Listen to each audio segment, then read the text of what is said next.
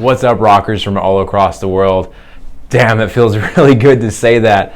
I'm finally doing a show review. First one post-COVID, was still going on during COVID. The world's been going crazy, and I'm excited to do this. Finally went to a show and putting out my first review.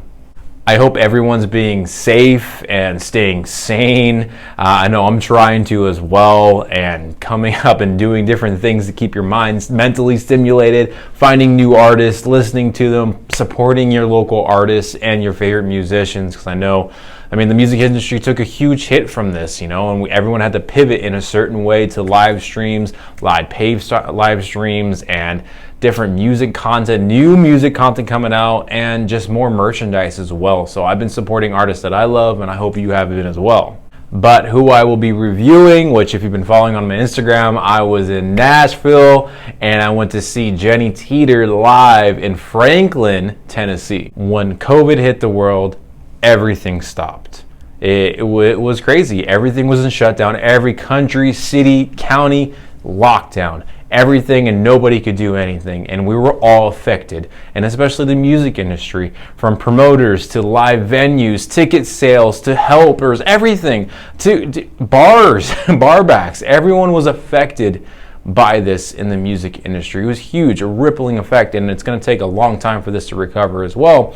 And then artists pivoted as well. They did a lot of live streams, and now things are happening like paid live streams, because artists need to make money as well. Then also more merchandise, new music, more interviews were coming out and stuff like that. So more fan interaction, which was great, but still obviously it hurt everybody at the same time. Well, during this time as well, I did a IG Live showcase interview where I'm on season 3 now, which is going to be starting in September. But in season 1, I've always been finding people from all over the world, countries, everywhere, counties, cities, states, different styles of rock, because I appreciate every rock style. And one of my favorite styles is songwriter. Songwriting music has got such a story behind it. It hits everybody differently, and that's what I love about it. What affects me and my point of life may affect you differently. And an amazing female songwriter I found out of Tennessee is Jenny Teator, and I had an amazing interview, and I'll have that link provided below and up top and all that stuff. It was a great interview to hear her story, because it is a truly amazing story, how she kind of left one life and just like, you know what, this isn't for me. I want to become a songwriter. I don't know if I got to struggle for it or whatnot, but she pursued what she's doing and loving it still right now. So I was planning a trip with a friend to come out to Nashville. I love Nashville. I've been there about now 3 times, but I've always had a great experience there, and I've always met new artists and found new music all the time. I think it's the new music. It's growing larger, and it's music mecca. It's known as New York, Nashville, and then LA. And I definitely think the Nashville music scene is a lot different than the LA music scene. And I'm not going to be bashing on it, because I have some great artists and friends. They're there in the LA music scene. But the biggest difference I found and I see there is that the LA music scene, people are trying to get famous so hard. That's all I care about, is getting famous. And I think their music and message gets lost in translation from them just trying to make it and be famous. As in Nashville, artists are going out there and performing just to play. They love to. They just love to play. They'll play in multiple bands and helping and supporting other artists because they love to play. And I think that love and passion really shows in their performance and their music writing. So that's the big difference, at least I feel. Let me know what you think and what it feels between the two different music meccas right now. But I was coming out to Nashville for a quick trip, get away from California. Finally can. We're still kind of in a lockdown over here, and I wanted to live a little bit. We're allowed to, but safely. They had their COVID-19 precautions and measures and whatnot, wearing masks, social distancing, and respected all that. So it wasn't like, woo, I was doing a rager. But so I also reached out to Jenny, who I interviewed during our first season, and seeing if she was going to do a pop-up gig anywhere, just like maybe she was. And lo and behold, she was doing one in Franklin, Tennessee, which was like 30 minutes outside of Nashville. A perfect drive. I love driving out in the Midwest anyways. It's a gorgeous scenic views. So it was perfect timing. I planned a trip, and I got to catch Jenny and finally get to review her show. Which I have to say, if there's anywhere I want to retire to, it's Franklin, Tennessee. It is absolutely gorgeous there. if you've seen Joe Dirt in the town where he's going and he stumbles upon and he falls in love, it's that picture town, all right? It is freaking amazing. And everyone there was super friendly. Our servers, everyone we talked to, they were just so friendly and nice, and it was very warming and welcoming. It felt great. You know, it was a nice, different take and view that I'm used to in the fast Southern California lifestyle where everyone's go, go, go. Everyone was here was just more laid back. So I will want to go back again to Franklin and kind of see everything more.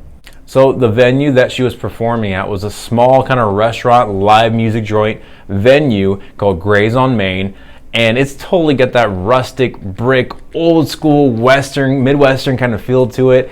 And it was awesome. It's a small place. It has a couple buildings, like couple other shops and whatnot located in this one area. But in fact, fun fact, what I found out when I got there, the building was so old that they couldn't install a tap system for beer because it was so old. And as I tried to order, local craft beer there, but their food was amazing. Their old fashions, though, were absolutely perfect. The best old fashions I have ever had. So cheers to you, Grays on Main. You guys have made the best old fashions I've had to date yet, and I've had a lot of old fashions. I like to consider myself a snob. Our server, which I won't do any names because she took shots with us. She was awesome. She was cool. It was a great venue. It was just, everyone was very friendly, and the stage was uplifted over the audience. Everyone had a table. It wasn't standing room or anything like that for COVID restrictions and whatnot. All tables, but it was still lifted and huge, and they kind of towering over everyone, and everyone can see the band, and everyone played perfectly. The sounds was amazing. The old brick style was perfect acoustics for an acoustic show, and I couldn't say anything more better about this. It was a perfect venue for Jenny Teator. So Jenny had two other musicians helping her perform that night. On bass, you have Bill Ferry, and then technically, I guess, considered lead guitar as Jenny was rhythm, you have Tyler Slauson, which I have to give a shout out to Tyler. He is a phenomenal guitar player. He nailed some great acoustic solos with his black Gibson that he had.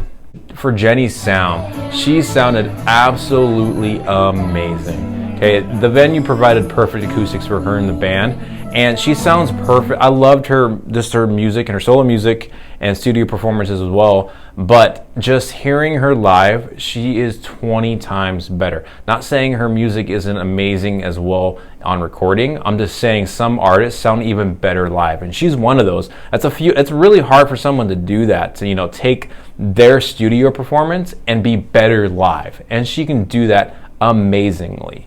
She is like the perfect old fashioned, all right?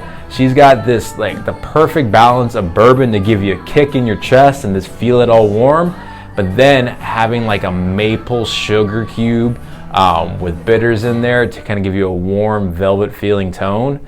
That's Jenny Teator live. She is that good. Now, her set list that night included Little Things, Dark Angel, Roulette. She did a phenomenal Johnny Cash cover, God's Gonna Cut You Down, which she even said afterwards that she didn't know she was gonna do it, and I'm glad she did because they fucking nailed it. Feelings, Why You Gotta, Leather. Then she threw in a Fleetwood Mac cover of Dreams, Black Cherry, Take a Chance on My Love, Listen, and one of her biggest hits, Daughter of the Devil. But for my total review of Jenny at Gray's on Main in Franklin, Tennessee, two huge horns up. God, she is so much better live. And like I said, she is the perfect freaking old-fashioned what she was drinking when on stage. Go figure. But she is amazing, okay? She is I like to consider one of the best female songwriters I've seen before, and she deserves more attention, and I hope she gets more attention as people are following and watching and listening more online and whatnot. She's an amazing songwriter and sounds just as amazing or even better. Actually, is better live. Better live. So please give a listen to her music and whatnot. And check out our interview, which I'll have it posted above, link, all that good stuff to link, and all her links to her music and whatnot to find it. Because not only does she have stuff on Spotify and all music streaming platforms, but she also plethora of stuff. She's worked with another female co-songwriter, Sheridan Gates, who was there as well.